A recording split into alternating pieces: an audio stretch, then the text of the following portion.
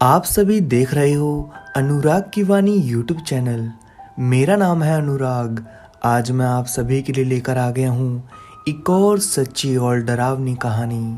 तो हेडफोन्स लगाइए और इस कहानी को अपनी आंखों के सामने इमेजिन करके सुनिएगा। मेरा नाम राजकुमार है और यह कहानी मेरे गांव की है। मैं आप सभी को अपने गांव का नाम नहीं बता सकता। तो चलिए दोस्तों, अब बढ़ते हैं कहानी की तरफ। आज का दिन हमारे गांव के लिए काफ़ी खास होने वाला था, क्योंकि आज ही के दिन हमारे गांव का एक नया जन्म हुआ था। हमारे गांव के दिनेश काका, जो कि आज गांव के आयोजित दिवस के अंदर जहां पर समारोह के लिए उन्हें आमंत्रित किया गया था, वह वहीं पर एंजॉय कर रहे थे। रात का वक्त हो गया था। तभी दिनेश काका ने कहा कि हमारे गांव के पास एक पीपल का पेड़ पड़ता है। वैसे तो हमारे गांव में कई सारे पीपल के पेड़ थे, लेकिन यह पेड़ कुछ अलग सा था। इस पेड़ को काटने की बात जैसे ही दिनेश काका ने लोगों के सामने रखी कि अचानक से वहां पर ठंडी ठंडी हवाएं चलने लगी और उसी समय सन्नाटे ने अपना रूप धारण कर लिया। चारों ओर और केवल खामोशी छा गई। दिनेश काका अपने घर के लिए रवाना हुए।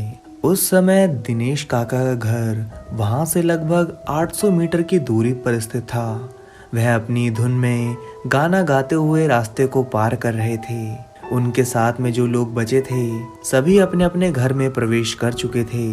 दिनेश काका अकेले ही उस रास्ते पर आराम से सफर को काट रहे थे। तभी दिनेश काका को ऐसा लगने लगा कि अचानक कोई उनके पीछे पीछे चल रहा है। दिनेश काका जब पीछे पलटे तो उन्हें वहां पर केवल सन्नाटा ही नजर आया।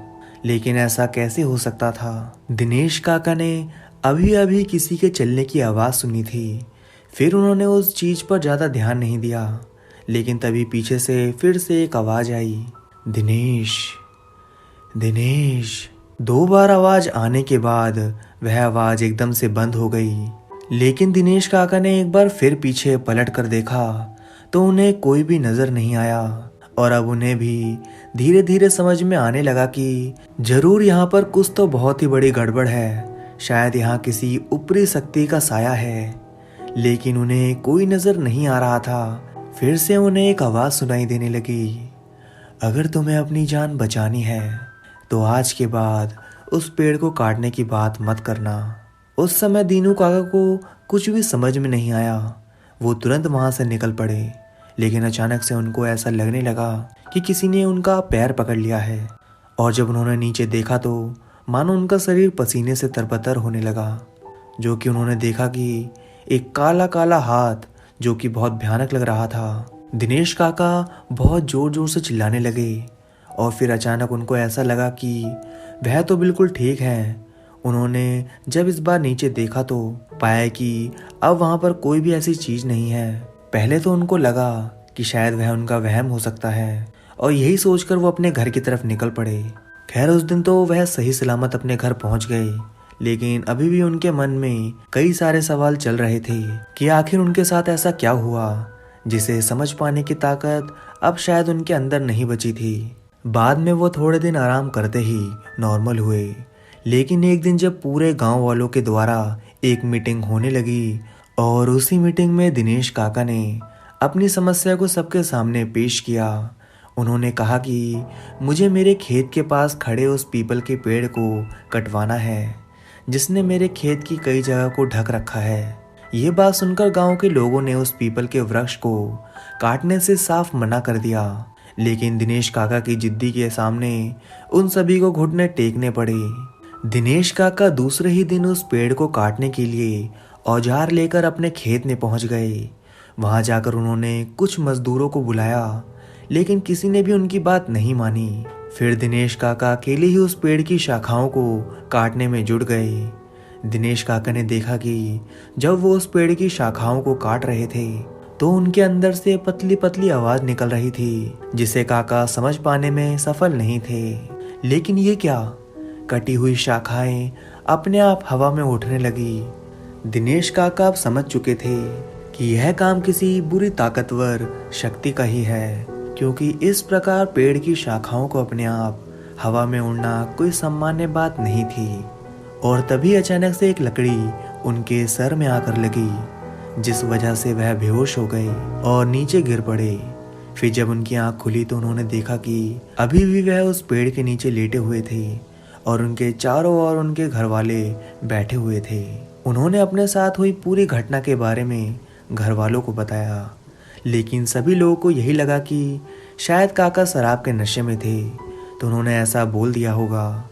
सभी ने उनकी बात को अपने कानों से निकाल दिया। लेकिन अब दिनेश काका इस बात से परिचित हो चुके थे कि उनके खेत के अंदर कुछ ऐसी शक्ति का साया है जो उनके ऊपर हमला करने की कोशिश कर रही है। लेकिन वह इतनी जल्दी हिम्मत भी नहीं हार सकते, क्योंकि उस पीपल के पेड़ ने उनके खेत की कई सारी जमीन को अपने अंदर ढक रखा था और यही वजह थी कि वह बार बार उस पेड़ को काटने की कोशिश करते थे। और इस बार तो उन्होंने हद ही कर दी। दरअसल उन्होंने कुछ मजदूरों को बुलाया और उस पेड़ को काटने की सोचने लगे। लेकिन जैसे ही मजदूर उस पेड़ के पास पहुंचे तो अचानक से उनको पता नहीं क्या हुआ, दिनेश काका इस नज़ारे को साफ साफ अपनी आंखों के सामने देख पा रहे थे। सभी को एक साथ उल्टियां हो रही थी और यह कोई मामूली बात तो नहीं हो सकती। और इस वजह से वह सारे मजदूर उस काम को छोड़कर बिना काम को स्टार्ट किए दिनेश काका के खेत से निकल गए। अब दिनेश काका को यह बात अच्छी तरह समझ में आने लगी कि उनके खेत के अंदर जो पीपल का पेड़ खड़ा हुआ दिखाई दे रहा है वह कोई सामान्य पेड़ नहीं है। फिर दिनेश काका एक दिन पुजारी बाबा के पास पहुंचे और दिनेश काका ने अपने मन की पूरी दुविधा उनको बताई। तब जाकर उन्हें एक डरा देने वाला जवाब मिला। उस पंडित बाबा ने बताया कि इस गांव का विनाश होने वाला है। यह सुनते ही दिनेश काका का गुस्सा सामने आसमान पर चढ़ गया, क्योंकि भला अपने गांव के बारे में ऐसा कौन सुन सकता है। लेकिन वो तो एक पंडित बाबा थे। और फिर उस पंडित बाबा ने बताया कि तुम जिस पीपल के पेड़ को काटने की कोशिश कर रहे हो वह एक साधारण पेड़ नहीं है, बल्कि एक इंसान की दुनिया को हैवानियत के मार्ग से जोड़ता है। लेकिन उस वक्त उस पंडित बाबा ने उस पीपल के पेड़ का पूरा राज काका को नहीं बताया। उन्हें कुछ भी समझ नहीं आ रहा था। लेकिन दिनेश काका लगातार उस पीपल के पेड़ का राज जानने की कोशिश करने लगे, लेकिन उन्होंने आगे बताना बिल्कुल भी ठीक ना समझा और बाद में वह पंडित बाबा वहां से चुपचाप निकल गए। लेकिन अब यह बात उनके दिमाग में घूमने लगी कि आखिर इस गांव में ऐसा क्या होने वाला है कि इस पंडित बाबा ने हमारे गांव के लिए एक ऐसी भयानक भविष्यवाणी दी थी। उन्हें समझ में नहीं आया, लेकिन उन्होंने इस बात को गौर से जानना ठीक नहीं समझा। लेकिन जब यह बात उन्होंने पूरे गांव के सामने सभी लोगों को एक साथ बैठकर बताई तो वही हुआ जिसके बारे में दिनेश काका का दिमाग पहले ही चल रहा था। दरअसल उनको पहले ही लग रहा था कि किसी को भी मेरी बातों पर विश्वास नहीं होगा। लेकिन अब दिनेश काका ने उस पेड़ को काटने की जिद को छोड़ दिया और फिर धीरे धीरे दिनेश काका का जीवन एकदम सामान्य होने लगा। और अब काका ने अपने खेत में जाना ही छोड़ दिया, क्योंकि उन्हें खेत में जाने से भी डर लगता था। और उन्होंने एक दिन यही बात अपने बेटे संदीप को बताई तो उनके बेटे के अंदर एक ज्वालामुखी से फूट गई। उसने यह तय किया कि वह उस पेड़ को उखाड़ कर फेंक देगा, क्योंकि संदीप को भी अपने खेत से काफी लगाव था। तो वह चल पड़ा, लेकिन उसके पापा ने उसे मना कर दिया। लेकिन वह किसी की बात मानने वाला नहीं था। यह बात गांव का कोई भी व्यक्ति नहीं जान सकता कि आज संदीप के साथ क्या होने वाला था। शायद वह सभी इस बात से अनजान थे। संदीप अपने सारे औजार लेकर खेत में चला आया और फिर संदीप उस पेड़ के पास आकर उसे काटने की कोशिश करने लगा। संदीप उस पेड़ की शाखाओं पर कुल्हाड़ी मार ही रहा था कि अचानक से ठंडी ठंडी हवाएं चलने लगी। चारों ओर अब सर्दी का माहौल सा छा गया था। लेकिन संदीप को अभी भी कोई भी डर महसूस नहीं हुआ। वह लगातार अपने काम में जुटा रहा, मगर तभी अचानक से किसी ने उसका हाथ पकड़ा और फिर उसे पीछे खींचने लगा। यह सब इतनी जल्दी हुआ कि संदीप को कुछ समझ नहीं आया।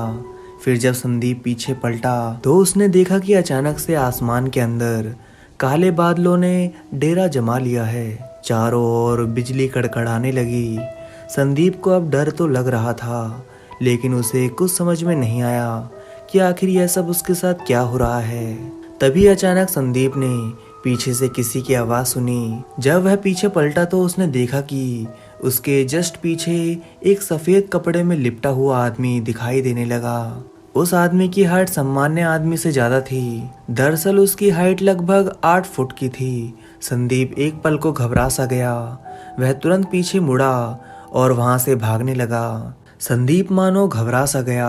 वह अभी भाग ही रहा था कि अचानक से उसने देखा कि उसके बिल्कुल साथ साथ एक परछाई भाग रही थी।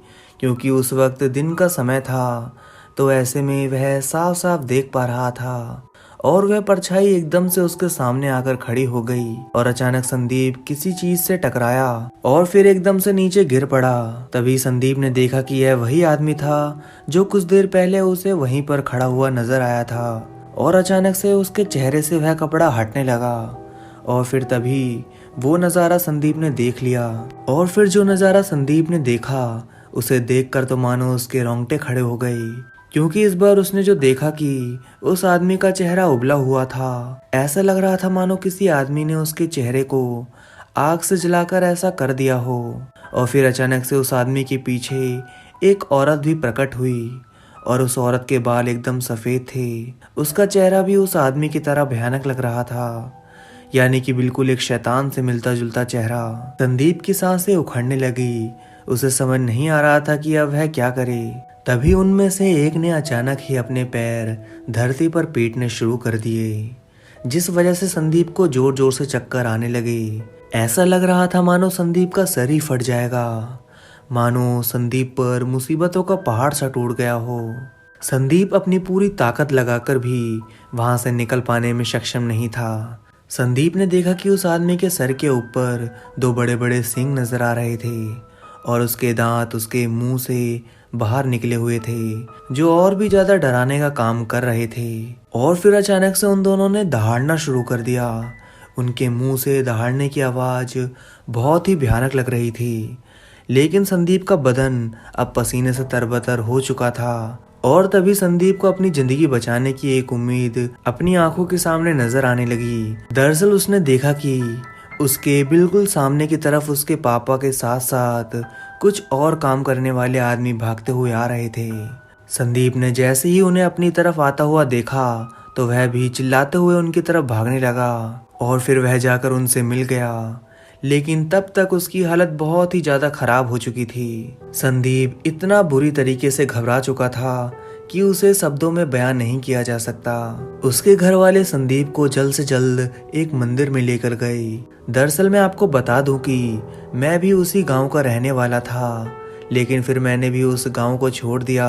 मैं भी उन सभी के साथ उस मंदिर में गया हुआ था और फिर उस पंडित बाबा ने बताया कि जिस शख्स से वह मिला था वह कोई सामान्य आदमी या फिर सामान्य शैतान नहीं, बल्कि शैतान की बस्ती का एक ऐसा जीव है जो वहाँ की बस्ती पर राज करता है।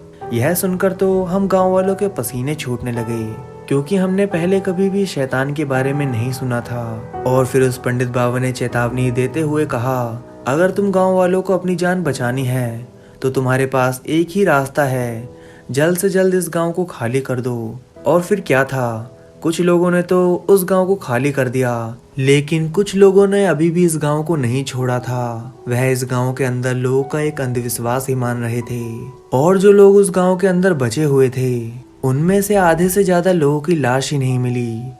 पता ही नहीं चला कि आखिर वह कहाँ चले गए। आज भी इस गांव के बारे में कहा जाता है कि यहाँ पर एक ऐसे जिन का साया है जो अब धीरे धीरे इस गांव पर राज करने लगा है। लेकिन इसके पीछे की ज्यादा सच्चाई क्या है यह तो मैं नहीं जानता, लेकिन जैसा कि मैं आपको बता चुका हूँ कि यह घटना एक सत्य घटना पर आधारित है। फिर तभी उसके कुछ दिनों बाद ही पता चला कि अब उस गांव के अंदर एक लाश मिली थी। वह किसी सामान्य इंसान की लाश नहीं लग रही थी। कुछ लोगों का कहना था कि वह लाश एक जिन की थी। इसकी सच्चाई क्या है यह तो मुझे नहीं पता, क्योंकि मैंने उस लाश को अपनी आंखों से नहीं देखा था। मगर शायद हम लोग किस्मत वाले थे कि जल्दी हमने उस गांव को छोड़ने का फैसला किया। शायद इसी वजह से हमारी जान बच गई। दोस्तों मैं आप सभी को बता दूं, यह कहानी 30 से 40 साल पुरानी है। जिन्होंने मुझे यह कहानी भेजी है उनकी उम्र 70 साल है। तो दोस्तों मैं आप सभी से मिलता हूं नेक्स्ट वीडियो में। तो तब तक के लिए धन्यवाद दोस्तों।